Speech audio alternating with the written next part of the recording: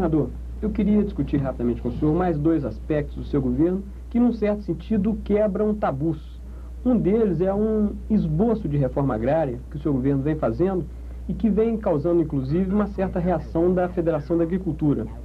O outro é a democratização da política mineira com o desmantelamento do Esquadrão da Morte e a perspectiva de, por exemplo, com o agravamento da crise social, se ter que voltar atrás nessa democratização. Quer dizer, gostaria de ouvir a opinião do senhor sobre esses aspectos. Realmente o problema fundiário em Minas tem seus aspectos agudos, como de resto em todo o Brasil.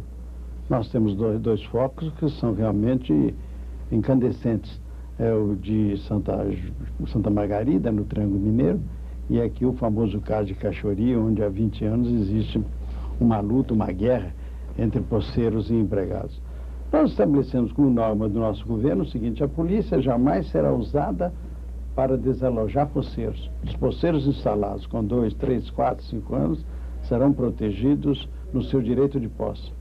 Mas nós não concordaremos com a invasão, porque a invasão é realmente um atentado ao direito da propriedade, e a propriedade está protegida pela Constituição, e o dia que nós faltamos com respeito ao cumprimento da Constituição, nós estamos, na realidade, faltando com respeito à nossa própria autoridade ou dando ensejo a que faltem o respeito à nossa autoridade.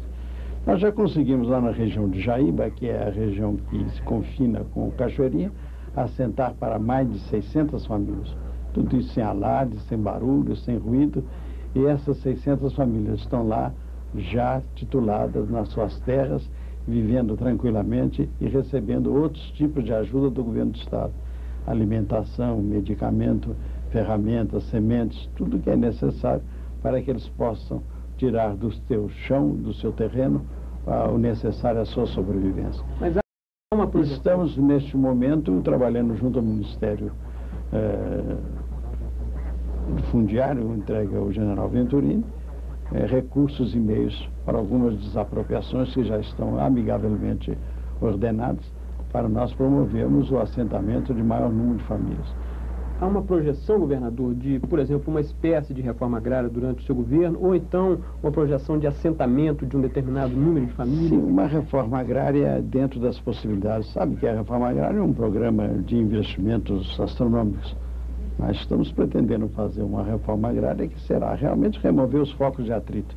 Isso, em segundo lugar, removido esses focos de atrito, setados os poceiros, os rurícolas que se situam nessa área, dá a eles não apenas terra, mas todo outro tipo de assistência necessária a que eles possam realmente ter a sua vida assegurada para eles e a sua família.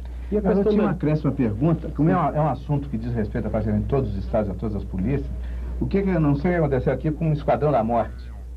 A pergunta a questão do desmantelamento. Bem, nós assumimos o governo com um compromisso democrático, né? E nós não poderíamos exercer esse compromisso democrático se a polícia também não se democratizasse. Nosso primeiro cuidado foi entregar a Secretaria da Segurança a um ex-ministro do Supremo Tribunal Federal, um nome ilustre nas letras jurídicas de Minas do Brasil, uma personalidade respeitada pela sua força moral, pelo seu caráter e pela sua integridade. E ele só aceitou a Secretaria da Segurança se fosse para exercitá-la dentro da lei, da Constituição, e com o máximo respeito aos direitos e às liberdades democráticas. E eu não desejava outra coisa. E estamos realmente, até hoje, até o dia de hoje, mantendo a Polícia de Minas dentro de uma outra concepção, de uma outra filosofia de vida, de um outro estilo de governo. Governador, falar em Esquadrão da Morte... Tinha Esquadrão da Morte aqui? Bem, tinha Zé Augusto. Chamava, inclusive, Cravo Vermelho. A população toda conhece. Falar nesse assunto, governador, lembrando... Infelizmente, esses Esquadrões da Morte fora de Minas chamam-se Polícia Mineira. Profundamente vexatória para nós, mas eu fiquei até que injusto. Bom, já que nós estamos falando nesse assunto, que não é agradável, o senhor acha que o atentado à bomba que houve ao Jornal do Estado de São Paulo significa de alguma maneira, um ressurgimento desse tipo de atentado no Brasil? Bem, o que se trata de um atentado é nítido, claro, e todas as investigações levadas a efeito até agora não deixam nenhuma dúvida a esse respeito.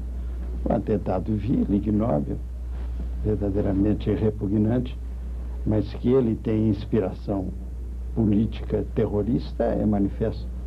E daí a razão porque o Estado de São Paulo vem recebendo manifestações de solidariedade de todos os segmentos da sociedade brasileira.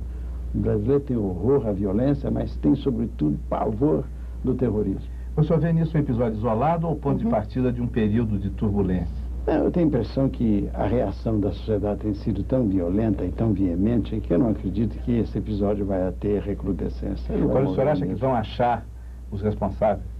Bem, a polícia de São Paulo é muito bem preparada, muito bem aparelhada, policiais capazes, dignos, competentes. Tenho a impressão que ela, trabalhando juntamente com a Polícia Federal, tem todos os recursos e todos os meios para fazer uma verificação completa do que ocorreu. Governador, eu queria tocar num tema que até agora não foi trabalhado, e é a questão de relações internacionais. Na década de 50, Alemanha e França saíram de um período de grandes atritos e de uma conflagração mundial, decidiram enterrar diferenças e concatenar esforços para a reconstrução nacional. Guardando as diferenças óbvias entre Brasil e Argentina, é possível pensar num próximo governo eleito democraticamente a possibilidade de um eixo Brasília-Buenos Aires para a reconstrução nacional de ambos os países, complementação de economias, complementação de recursos,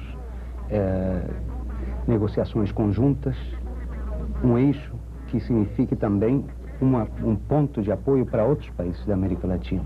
E em relação a isso, talvez comentar a respeito da visita de Ulisses Guimarães e sua equipe a Buenos Aires. Muito bem, você sabe que na Primeira República a política brasileira foi feita em torno daquele eixo ABC, Argentina, Brasil e Chile. Eu acho que esse eixo deve ser restaurado, porque ele é muito importante. Dentro da nossa política internacional, nós temos as nossas prioridades. E a prioridade número 1, evidentemente, é a América do Sul. E dentro da América do Sul, os 3 maiores países do continente, que devem estar sempre unidos e identificados, porque têm interesses comuns e objetivos comuns, não só de natureza externa, como de natureza externa. E infelizmente, o totalitarismo que passou a governar esses 3 países fez com que esse eixo se rompesse. Ele deve ser restaurado, ele é importante, apenas até com força de resistência e de fortalecimento da soberania das 3 nações do continente. Outro grau de prioridade da nossa política externa são de natureza econômica. Então nós temos relacionamento com os Estados Unidos, temos relação com o mercado comum europeu, e temos relações com o Japão, e infelizmente economicamente, em último lugar, o terceiro mundo. Essa é uma realidade da qual nós não podemos fugir. Dentro dela nós temos que viver e procurar sempre sintonizar os nossos interesses com os interesses desse quadro a que eu estou me referindo. Com relação aos nossos entendimentos com a Argentina, eles devem ser os mais amplos possíveis, mais profundos em todas as áreas. Eu acho não apenas uma relação de governo para governo, mas deve haver uma relação de povo para com o povo. Nunca permitir que o Brasil seja utilizado contra a Argentina, nem que o povo argentino seja utilizado contra o Brasil. Não há nada, como dizia o velho Sáenz Pena, que nos separa. Tudo nos une. Isso é uma gloriosa verdade. A dívida externa também nos une. O senhor seria a favor de um clube ou de um cartel dos devedores para negociarem em conjunto com o conjunto dos credores? Eu não sei, em primeiro lugar, se isso consultaria ao interesse das nações devedoras, no caso Argentina e Brasil. É possível que uma frente de negociação não trouxesse vantagem nem para a Argentina e nem para o Brasil. Em segundo lugar, seria uma experiência inédita no mundo. E a gente não tem nada que nos habilite a uma avaliação das consequências de um posicionamento dessa natureza.